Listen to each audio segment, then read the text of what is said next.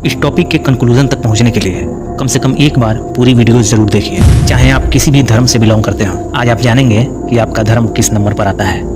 इस दौर में आपका वक्त कितना कीमती है मैं समझ सकता हूँ, इसलिए मैंने हर एक पॉइंट को बहुत ही शॉर्ट में एक्सप्लेन करने की कोशिश की है। दोस्तों, दुनिया को और इंसानों को देखकर ताज्जुब होता है। इससे भी ज़्यादा ताज्जुब ये देखकर होता है कि एक ही जैसे दिखने वाले इंसान अलग अलग धर्म और संप्रदाय में कैसे बटा हुआ है। दुनिया के इन अलग अलग कम्युनिटीज़ की मानसिकता को देखकर ऐसा प्रतीत होता है मानो लोग अलग अलग फैक्ट्री से प्रोड्यूस हुए अलग अलग प्रोडक्ट हैं, जबकि हकीकतन ये देखने को मिलता है कि हर इंसान के बॉडी की पूरी स्ट्रक्चर एक समान होता है। यहाँ तक कि लोगों के रगों में जो खून दौड़ता है उसके रंग और प्रॉपर्टी में भी कोई फर्क नहीं होता। इससे ये पता चलता है कि एक ही जैसे दिखने वाले दुनिया के सभी लोगों की शुरुआत किसी एक ही पॉइंट से हुई है। वो पॉइंट क्या है, ये सभी धर्मों में लगभग एक ही व्याख्या मिलती है। भले ही लैंग्वेज के एतबार से लोग अलग अलग नाम से जानते हों। जैसे इस्लाम धर्म में आदम का जिक्र आता है, वहीं ईसाई और यहूदी धर्म में इसी का बदला हुआ नाम एडम और सनातन यानी हिंदू धर्म में मनु के नाम से जाना जाता है। यहाँ नाम भले ही बदला हुआ हो, लेकिन सबका मतलब एक ही है। इस रिजल्ट से ये क्लियर हो जाता है कि पूरी इंसानियत को किसी एक ही क्रिएटर ने बनाया है। आप खुद सोचिए, अगर कई क्रिएटर ने बनाया होता तो हर इंसान की बनावट एक दूसरे से अलग होती। जैसे किसी का आंख की जगह मुंह होता, कान की जगह नाक होता, या किसी के पेट की जगह ब्रेन होता, या किसी के ब्रेन की जगह पेट होता। मतलब पूरे बॉडी की स्ट्रक्चर एक दूसरे से डिफरेंट होती। चलिए अब बात करते हैं सबसे पुराने धर्म की, कि शुरुआती दौर में कौन सा धर्म हुआ करता था। उससे पहले हम ये जानते हैं कि इंसान को आखिर धर्म की जरूरत क्यों है। इससे ये पता चलेगा कि वास्तव में किसी भी धर्म की हकीकत क्या है। किसी भी चीज़ की जानकारी लेने के लिए इंसान के पास 3 सोर्स ऑफ इंफॉर्मेशन होती है, जिसके थ्रू इस पूरी दुनिया की चीज़ों और इस दुनिया के बाद की भी दुनिया की जानकारी हासिल की जा सकती है। सबसे पहला सोर्स ऑफ इंफॉर्मेशन है इंसान की 5 सेंसेस, यानी आँख, कान, नाक, मुंह और स्पर्श, जिससे देखकर, सुनकर, सूंघकर, चखकर या छूकर जानकारी ली जाती है। ऐसे ही हमारा दूसरा सोर्स ऑफ इंफॉर्मेशन है हमारी रीजनिंग, जिससे हम अपना दिमाग का इस्तेमाल करके जानकारी हासिल करते हैं। लेकिन इन दोनों सोर्सेज का एक लिमिट है। कोई भी अगर इस लिमिट को क्रॉस करने की कोशिश करता है तो हर हाल गलती करेगा। उदाहरण के लिए मान लीजिए कोई स्ट्रक्चर है, वो स्ट्रक्चर मकान है या इमारत, ये जानने के लिए उसे अपना पहला सोर्स इस्तेमाल करना पड़ेगा। अपनी आंखों से देखेगा कि वो एक मकान है, लेकिन सिर्फ आंखों से देखकर ही और अधिक जानकारी नहीं ले सकता, इसलिए उसे अपना दूसरा सोर्स इस्तेमाल करना पड़ेगा। उसके रीजनिंग से पता चलेगा कि इतने सिस्टमेटिक तरीके से बना हुआ मकान अपने आप नहीं बन सकता, बल्कि किसी ने इसे डिजाइन किया होगा, इंजीनियर नक्शा खींचा होगा, कंस्ट्रक्टर, लेबर और कारीगर से इसको बनवाया होगा।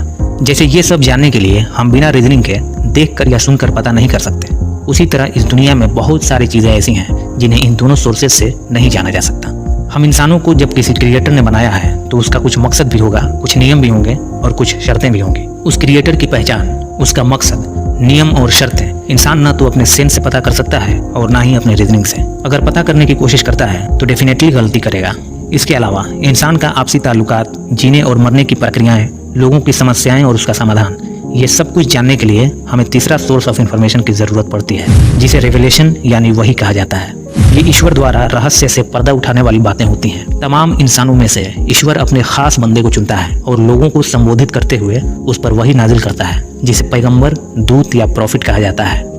शुरुआती दौर में हजरत आदम और उनकी औलाद एक ही ईश्वर की उपासना करते थे और उसकी तमाम नियम, शर्तों और सिद्धांतों पर बाखूबी अमल करते थे, और एक अरसे तक सभी लोग एक ही धर्म से ताल्लुक रखते थे। फिर शैतान ने लोगों को बरगलाना शुरू किया, जिससे कम्युनिटी में बिगाड़ पैदा हुआ। लोग सत्य मार्ग छोड़कर गुमराही में फंसते चले गए, और जब लोगों में हराम हलाल की तमीज नहीं रही तो ईश्वर ने लोगों को सत्य के रास्ते पर बुलाने के लिए उन्हीं लोगों में से अपना एक पैगंबर सेलेक्ट किया, जिनका नाम इदरीस बताया जाता है। जिन लोगों ने उनकी बात मानकर राह हक इख्तियार किया वो ईमान वाले हुए, और जिन्होंने इनकार किया और अपने जिद पर अड़े रहे वो काफिर हुए। इस तरह यहाँ 2 धर्मों का विभाजन हुआ।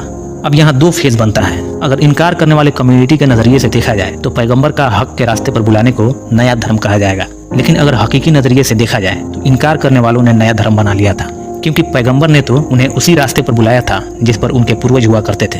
वे लोग भी एक ईश्वरवादी थे और इन्होंने भी एक ईश्वरवादी की तरफ ही बुलाया था। इससे भी ज्यादा बुराई और गुमराही फैली जब इस कौम में भी बिगाड़ पैदा हुआ। तब ईश्वर ने इनकी इस्लाह के लिए हजरत नूह को एज ए पैगंबर मुंतखब किया। तब तक लोग इतने बिगड़ चुके थे कि उनका इनकार भी किया और उनको झुठलाया भी, क्योंकि तब तक वो लोग बुतपरस्ती में लीन हो चुके थे। अपने संतों और बुजुर्गों का पुतला बनाकर उनकी पूजा करने लगे थे। 950 सालों में सिर्फ 80 लोग ईमान लाए। तब उनके अमाल और उनके झुठलाने के सबब कुदरत ने तूफान के जरिए उन सबको हलाक कर दिया और नूह और ईमान वालों को नूह की कश्ती के जरिए बचा लिया। इसका जिक्र हर धर्म में अलग अलग नाम से आता है। इस्लाम में नूह की कश्ती के नाम से जाना जाता है, हिंदुइज्म में मनु का नौका और क्रिश्चियनिटी और जेविश में नुआज आर्क के नाम से जिक्र मिलता है। तब तक दुनिया की जितनी आबादी थी सब नष्ट हो गई। कश्ती में जो लोग सवार थे उन्हीं की नस्लों से आज दुनिया की पूरी आबादी फैली हुई है। वो कौम जो ईश्वर के साथ शिर्क और पैगंबर का इनकार करती थी वो सब वहीं खत्म हो गए। लेकिन अगले कौम में बिगाड़ और गुमराहियों का सिलसिला खत्म नहीं हुआ। हर दौर में जब जब लोगों में बुराइयां फैलती थी और लोग अपना मकसद भूलकर ईश्वर के नियमों की धज्जियां उड़ाते थे और उसकी उतारी हुई किताबों में अपने ख्वाहिशों के मुताबिक बदलाव करते थे, तब ईश्वर अपना पैगंबर भेजकर उनकी इस्लाह करवाता था और उनको सही ट्रैक पर बुलाने के लिए दावत दिलवाता था। लेकिन अक्सर लोग उनका इनकार करके अलग अलग धर्म में विभाजित होते चले गए। हजरत आदम अलैहिस्सलाम से लेकर लगभग 1,24,000 पैगंबरों का सिलसिला हजरत मोहम्मद सल्लल्लाहु अलैहि वसल्लम पर खत्म हो गया। अल्लाह यानी ईश्वर का फरमान है कि अब कोई पैगंबर नहीं आएंगे, अब डायरेक्ट कयामत आएगी। अब हम नहीं बताएंगे कि सबसे प्राचीन धर्म कौन है। आप अपनी सोर्स ऑफ इंफॉर्मेशन का इस्तेमाल करो और हकीकी नजरिए से देखो कि हकीकत क्या है। दुनिया में अक्सर जो लोग बुत पूजते हैं वो अपने पैगंबरों और बुजुर्गों के बुतों की पूजा करते हैं। हालांकि उन लोगों ने कभी नहीं कहा कि मेरी पूजा करना। खासकर हिंदुइज्म में श्री राम, श्री कृष्णा या शिव शंकर, इन्होंने कभी नहीं कहा कि मैं भगवान हूँ या मेरी पूजा करना।